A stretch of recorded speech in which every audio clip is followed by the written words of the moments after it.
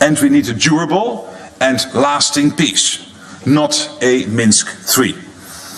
So we had an excellent set of discussions focused on the urgent work ahead. When it comes to keeping our deterrence and defense strong, we endorsed robust defense plans drawn up by Supreme Allied Commander General Cavoli to protect our 1 billion people. To ensure we are fully ready to execute these plans, also in the future, we need more military capabilities. And for that, we need significantly more defense spending. So there is no time to waste. Our continued freedom and prosperity depend on it. Defense spending is already growing. Since 2014, European allies and Canada have added more than 700 billion additional US dollars for defense. In 2024, NATO allies in Europe and Canada invested 485 billion US dollars in defense, a 20% increase compared with 2023. With a full two-thirds of allies spending at least 2% of their GDP on defense. But we need to do more, much more, and we need to do it faster. It is clear from our discussions today that allies recognize the need to invest much more. Several announced large increases in spending in today's meeting, and I expect many ministers to return home from today's meeting with an even greater sense of urgency. We also discussed the need to ramp up defense production as we ramp up defense spending. Our industry must be able to produce what our extra money allows us to procure. We have already seen a significant increase in defense production across the alliance in recent years. We are producing more and faster than at any time in decades. But we can and must do more. To ensure the credibility of our deterrence and defense for years to come, we need to shift to a wartime mindset. And we need industry to shift with us. Industry has taken steps to improve production capacity, but they can do better. The demand signals are clear and they'll continue to grow. Today we agreed an updated action plan to rebuild a strong defense industry on both sides of the Atlantic. A robust defense industry will make the alliance stronger and create more jobs in Europe and North America. Allies also met with Ukraine in the NATO-Ukraine Council, and we are joined by the EU High Representative Kaja Kallas. Defense Minister Umerov briefed allies on the latest developments on the ground. And allies took note of President Trump's initiative for peace talks, which Secretary Hexet had already outlined in our consultations within the UDCG yesterday afternoon. We discussed the importance of our continued support to Ukraine, which is crucial so that this brutal war of aggression can come to a just and lasting end. And we discussed the need for European allies and Canada to. In 2024, NATO allies provided over 50 billion euros in security assistance to Ukraine. Nearly 60% of this coming from Europe and Canada. This is well above the 40 billion that we have pledged for the year. The newly established NATO command in Wiesbaden, Germany, is at the forefront of coordinating these contributions. This command is now operational and is doing important work. And allies announced new military support packages yesterday and today. This will help Ukraine in its fight today and to build up Ukraine's armed forces in the long term. All of this sends a clear signal that Europe and Canada are taking on a greater proportion of the transatlantic burden sharing. So we had an honest and forthright discussion among ourselves and with Ukraine. And we are coming out our meetings over the past 24 hours with a clear sense of purpose, commitment and urgency. And with that, I'm ready to take your questions. All right. We'll start with Sky News. Thank you, Deborah Haynes from Sky News. Good afternoon. Good afternoon. are all NATO allies united behind Ukraine in this, what President Zelensky has said, this belief that no negotiation on ending the war can take place without Ukraine at the table? And are allies united that Ukraine cannot be forced into an agreement unless it actually accepts the conditions? What we are clearly united about is that, first of all, we have to make sure that when talks start, Ukraine is in the best possible position. And obviously this is about Ukraine, so Ukraine will be involved in any way and whatsoever. And at the same time, we are also in total agreement that an outcome has to be durable. As Pete Hegseth, the Secretary of Defense, said yesterday, we cannot have a Minsk III again. So whenever the outcome is there, we have to make sure that Putin will not try to grab another square mile, kilometer of Ukraine. All right, we'll go to Reuters. Thank you very much, Secretary General. You have said repeatedly that Ukraine needs to be put in a position of strength before talks could start.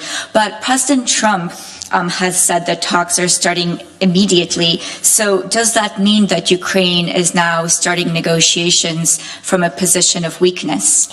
No, and I do not completely agree with you, because what will happen, of course, even if talks start, they will not end on day one or day two. So there is, let's say, a path there where we have to make sure that talks are successful, and it is important that we get to a peace deal, and at the same time to make sure that Putin understands that the West is united, that Ukraine is getting all the support it needs to prevail.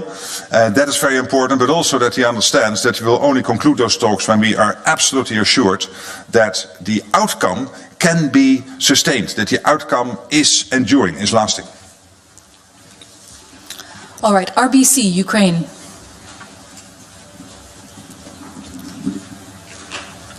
Milan Lilic, RBC Ukraine News Agency. Secretary General, do you believe that Vladimir Putin really wants to end the war now, as President Trump said it yesterday? Thank you. Well, I don't know what is exactly in President Putin's mind, of course, neither can you. I have had many meetings with him between 2010 and 2014 in my previous role. And he is a strong negotiator, he is very unpredictable, but in the end, if we want to get to a peace deal, we need him there, because he was the one starting this war of aggression against your country. So we have to make sure that we navigate those talks in a way that the outcome is such that it is clear to the whole world that there is a strong deal, that also the Indo-Pacific countries like China, but also a country like North Korea, and even in the Middle East, Iran, know that it is the West which is prevailing. BBC. Thank you. In the center, we'll get the mic to you. Thank you, Secretary General. Your voice is so commanding, you don't need it. Jonathan Beale, BBC. Hi.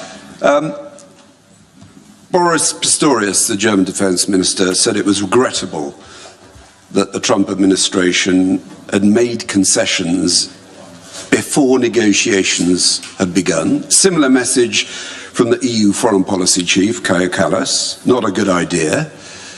Would you agree with them? Well, I'm not in a position to comment on everything everybody is saying, but I would not be surprised about President Trump's views on this. He has been clear during the election campaign, and we knew for a couple of days that talks were imminent, at least that a phone call with President Putin was imminent, and that phone call took place yesterday. And now we have to make sure collectively that we do everything to make sure that we get to a lasting outcome of those talks. All right, Moscow Times, please. Thank you. Secretary General, many experts say that after yesterday's President Trump's speech, that the agreement, if it might be signed, the peace agreement, if it might be signed in the tone which was articulated by the Washington, will make Moscow and President Putin stronger, and it might lead to President Putin's decision that he can challenge some other countries. If yes, do you agree with this, and who he might challenge or attack? as experts say? Well, I have not seen the outcome of peace negotiations. They have not even started. What I know is that all allies here today, and I know that the White House thinks the same, are of the opinion that we have to make sure, yes, that there is peace in Ukraine, that we end this awful situation, this war of aggression where hundreds of thousands of people have now been dead or seriously injured on both sides of the border. And it is really horrible. So we want to end this. But of course you have to make sure that you conduct those talks in a way where the outcome is such that it will not be seen as a loss to the West, one, and two, that we make sure that the outcome is seen as enduring.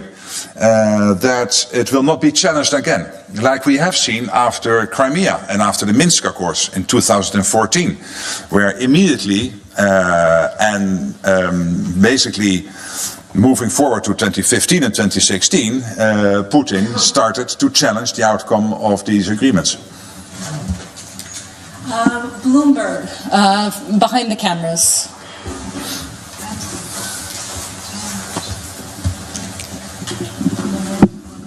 Secretary General, this is Andrea Palasciano from Bloomberg.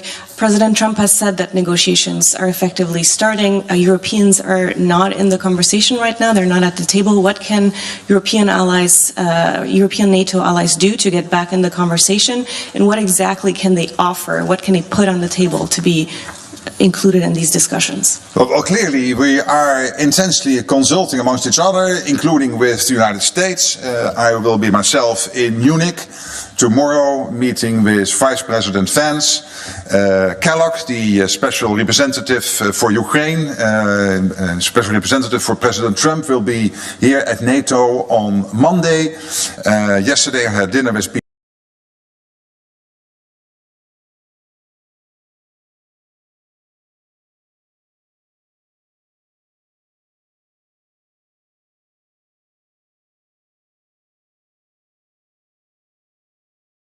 page. And this is a democratic alliance. You do not always start with concurring positions. But in these 24 hours, what I have seen was a tremendous sense of unity and of convergence of views, and maybe not on everything and every detail, but still an alliance moving united forward. All right, staying in the same part of the room, woman in the white blouse and beige vest. Good afternoon. My name is Julia Sarevan. I'm from Republic of Moldova, representing here Journal TV. So, Mr. Rutte, last night the airspace of the Republic of Moldova was overflown by Russian drones. Some of them even exploded on the Moldovan territory, which is very serious and endangers the lives of our citizens. What can allies do to help Moldova to protect its airspace, because it's really dangerous right now, and as we speak, Moldovan citizens are in danger? Well, as you know, many allies, I hosted Maya Sandu, the president of Moldova, here myself in late 2024, I think it was in December. So we are having a lot of talks and consultations, and many allies are also bilaterally supporting Moldova. The European Union is very much involved because we all care about your beautiful country.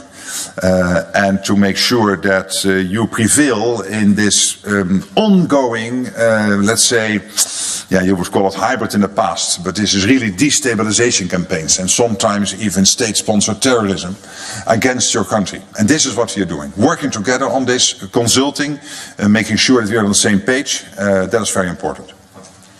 All right, and just behind her, Frankfurt Allgemeine Zeitung. Thanks a lot, Thomas Kutschka with Frankfurt Allgemeine Zeitung.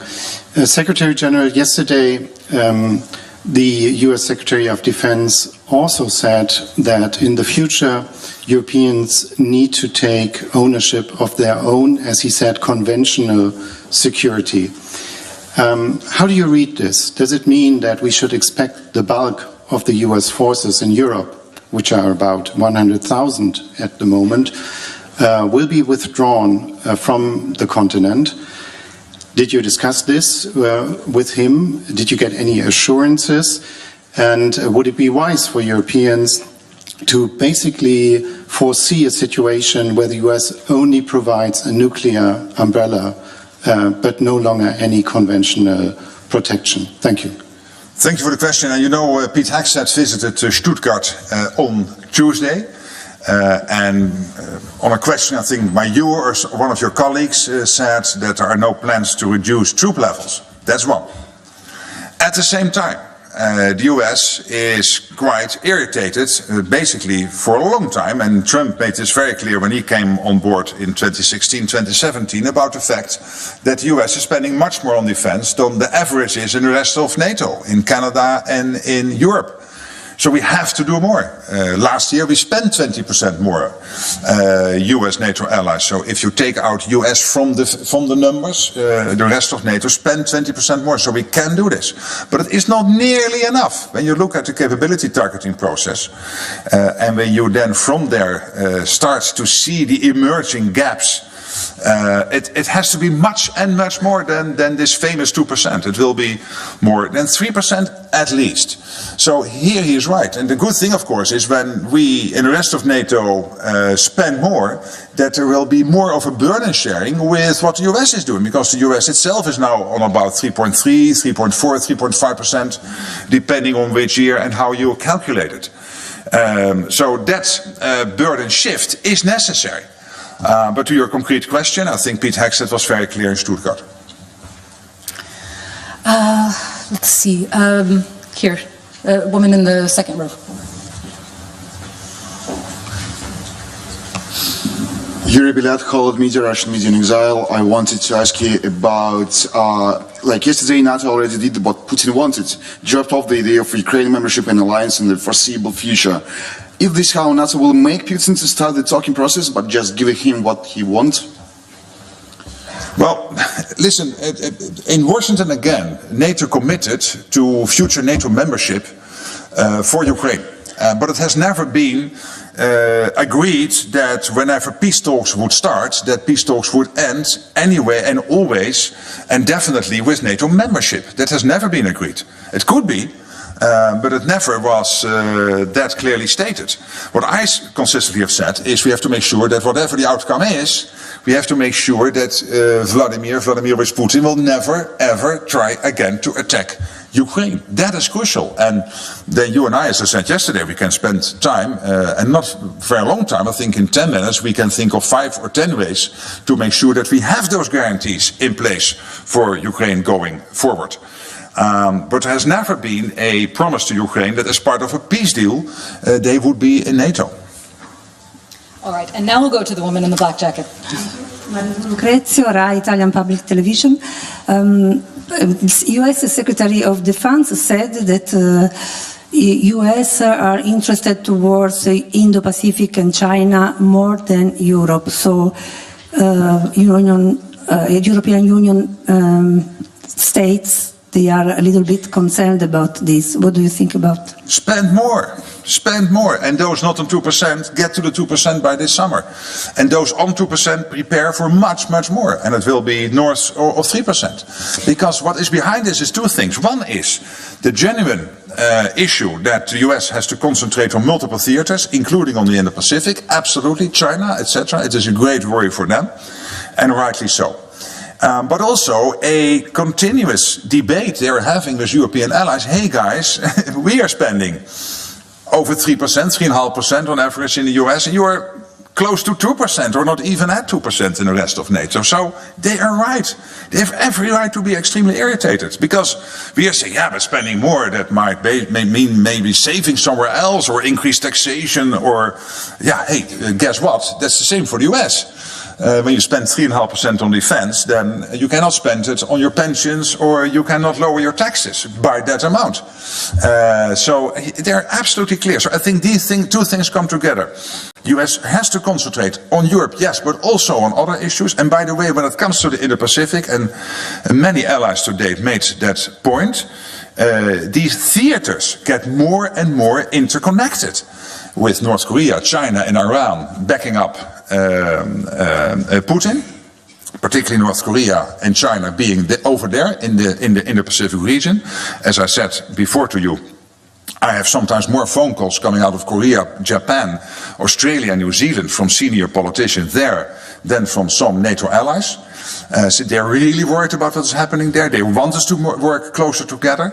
And I also said today, if the US, rightly so, sees China and other emerging situations in the Indo-Pacific as an emerging threat to that country, then we have to face that together. Not that NATO is now expanding to the Indo-Pacific, but then you have to work together as an alliance how to make sure that those security threats of the US are also a concern for us here in Europe. NHK. Satya from NHK, the public TV station in Japan. Thank you. Kind of following up on my colleague's question, do you expect the IP4 countries to be spending more on defense, considering these situations?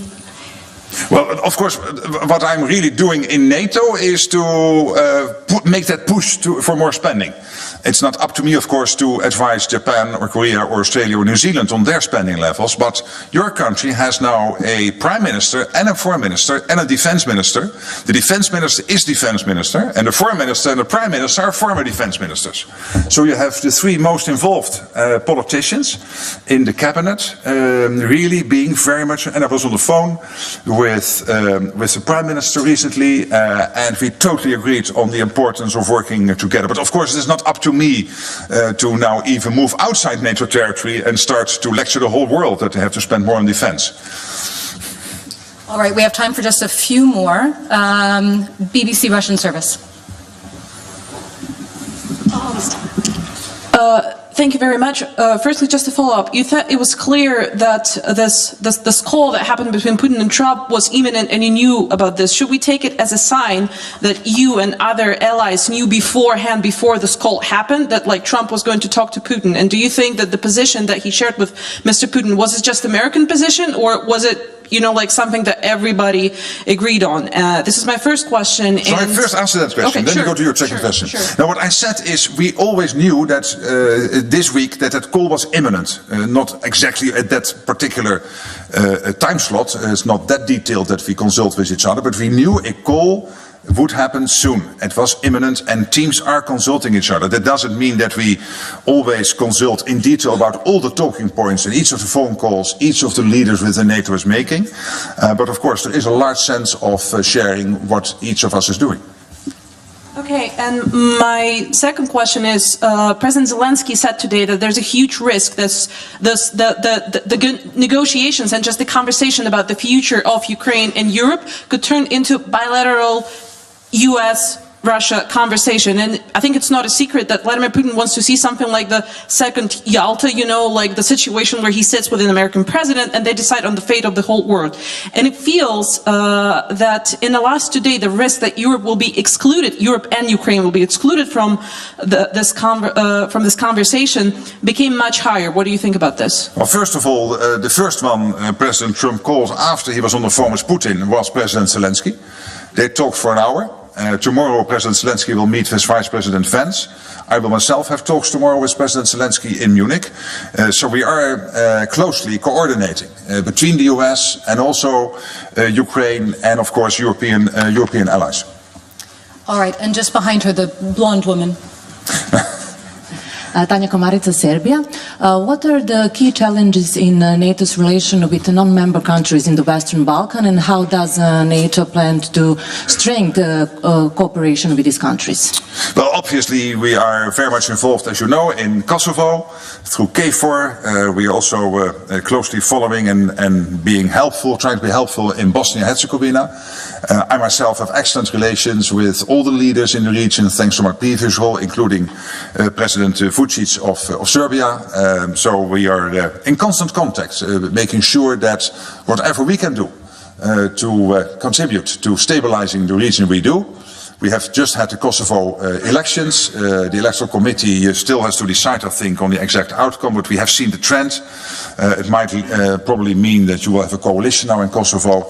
And that political process, of course, has to take place as is normal in a democracy. But we are closely connecting and following everything happening there. And as you know, the Deputy Secretary General is also from the Western Balkans. She is from North Macedonia, and she is a great advisor on all these issues.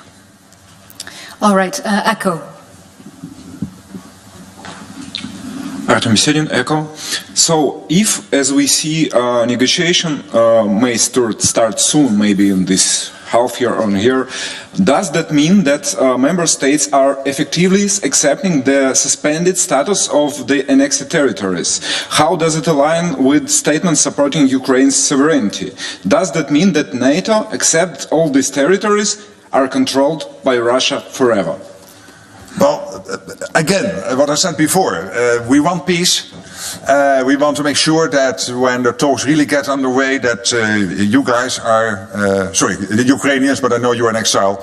I'm not sure whether you live in Ukraine now, but at least that Ukrainians are in the best possible position to conduct those talks, and that whatever the outcome is, that we make sure that it is the full stop.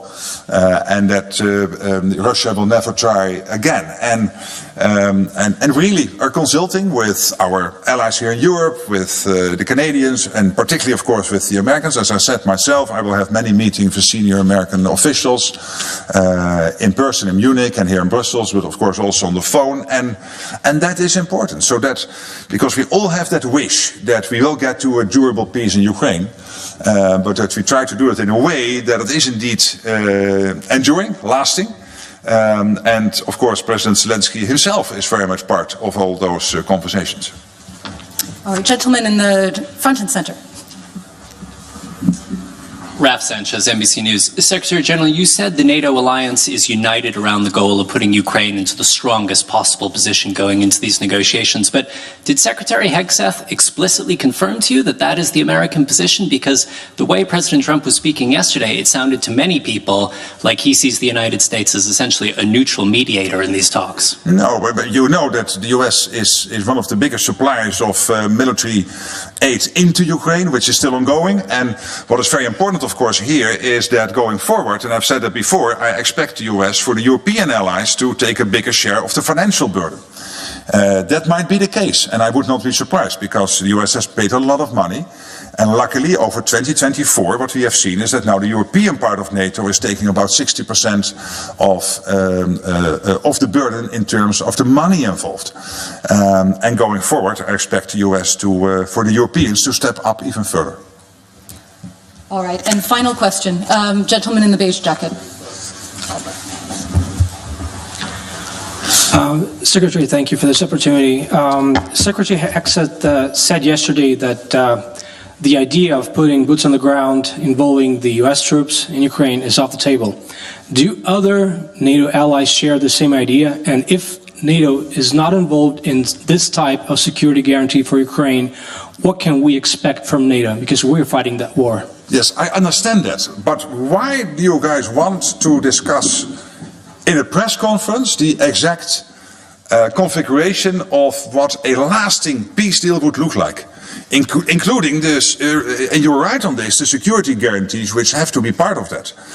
Because, as I said before, you can have many discussions on how to do that. It could be NATO, it could be not be NATO, it could be individual countries helping. There are many ways to do that.